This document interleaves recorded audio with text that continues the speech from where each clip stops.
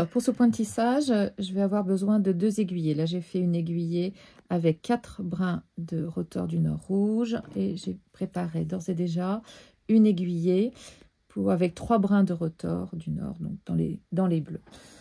Pour ce point, je vais avoir besoin de faire un petit nœud à l'extrémité de mon aiguillé. Voilà. Je vais faire un premier travail donc pour le point de tissage où je vais lancer des fils à l'horizontale. Donc je me suis inscrite dans ce carré là et je vais donc, je sors en 1, je vais en 2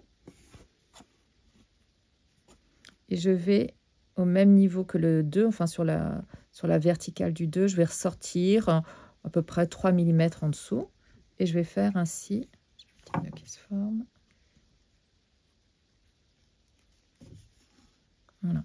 Et je vais ainsi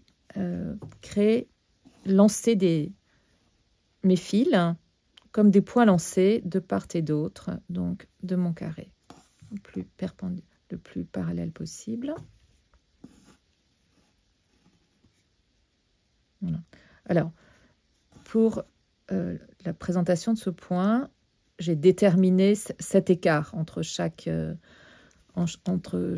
point lancé, mais bien sûr, on peut ou agrandir l'écart ou rétrécir l'écart. Là, c'était dans un souci de compréhension et de lisibilité. Donc, j'essaie d'avoir un écart qui soit à peu près régulier.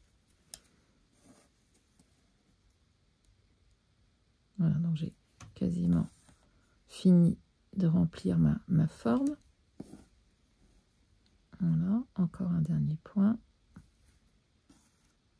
Voilà, donc j'ai fait le premier travail, donc où j'ai lancé mes différents fils. Donc je vais maintenant, donc derrière j'ai 2 lignes de pointillés, je vais venir arrêter mon fil en le passant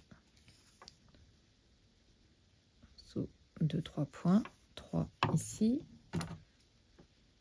J'arrête et je vais maintenant prendre mon aiguillé bleu. Là, de la même façon que j'ai fait un nœud tout à l'heure, je vais faire un nœud à l'extrémité de mon aiguillé. Et je vais maintenant, tourner mon ouvrage et je vais broder de gauche à droite, mais ça pourrait très bien être de droite à gauche. De toute façon, on fera les deux. Je vais commencer ici, donc en bas à gauche de mon carré.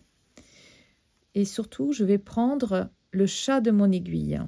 Et avec le chat de mon aiguille, je vais effectuer ce travail de tissage. C'est-à-dire, je vais passer au-dessus, en dessous, au-dessus, en dessous, au-dessus, en dessous. Voilà.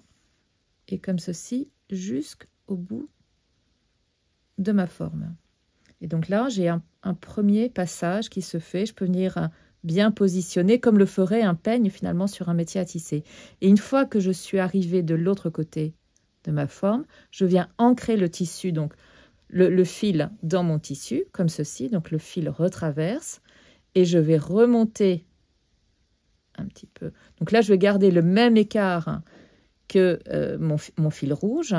Et cette fois-ci, le travail, toujours avec le chat de l'aiguille, va consister à refaire ce travail de tissage, mais en inversant. C'est-à-dire que là, j'ai fini, j'étais mon fil bleu passé sous le fil rouge. Et bien là, je vais inverser, c'est-à-dire je vais passer au-dessus. Et donc là, en dessous, au-dessus, en dessous, au-dessus. Donc je ne traverse pas le tissu. C'est juste mon aiguillé qui vient se faufiler entre les points lancés du premier rang. Voilà. Et là, je le positionne bien. Et pareil, j'arrive à l'extrémité, donc je viens ancrer mon fil et donc je fais traverser. Voilà. Alors là, ce que je vais faire pour un souci de démonstration, je vais réduire l'écart et je vais passer. Donc, je ressors. Mon fil bleu était passé sous le fil rouge, donc au rang d'après, je vais passer au-dessus pour être à l'inverse. En dessous, au-dessus, en dessous. Cette fois-ci, j'ai un peu réduit l'écart, donc je me rapproche. Et là, on voit bien cet effet de tissage que l'on recherche. Voilà, et là c'est pareil, je peux venir resserrer. Donc là, volontairement, mon fil bleu n'a pas le même écart. Et j'obtiens quelque chose qui est assez dense. Je vais faire un point. Là, j'ai laissé juste un fil de séparation. Je prends le chat de mon aiguille. Alors pourquoi? Tout simplement parce que ça évite d'accrocher les petits fils. Donc là, mon fil bleu était sous le fil rouge. Donc, je repars à l'inverse et je tisse. Voilà. Je tire mon fil. Je viens le positionner. Donc avec le chat de l'aiguille. Voilà.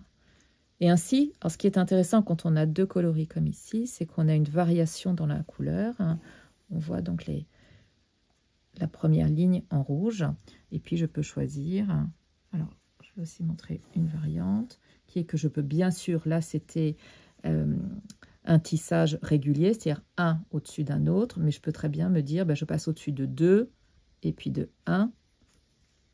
Je peux changer le croisement de mes fils. 2 et 1. Et là, le 2, je repasse ici. Donc après, toutes les combinaisons sont possibles. Donc là, j'étais au-dessus de 2 brins rouges. Là, je vais passer avec le chat de mon aiguille en dessous, au-dessus de 1, au-dessus de 2, 1 et 2.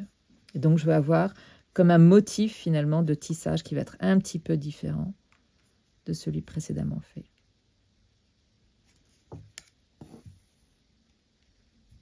Voilà, toujours pareil, je viens positionner. Donc là, j'aurai un autre rythme. Donc là, mon fil bleu était sous les deux fils rouges. Donc là, je passe au-dessus, en dessous d'un seul. Là, c'est moi qui donne le rythme, qui trouve un autre rythme. Voilà. Et là, j'introduis une variation et je passe au-dessus. Voilà, et donc ce point de tissage, il peut permettre de remplir, là c'est une forme, un carré, mais ça peut être un rond, bien sûr, ça peut être des feuilles, mais ça permet de combiner différents fils et ça sert de point de remplissage.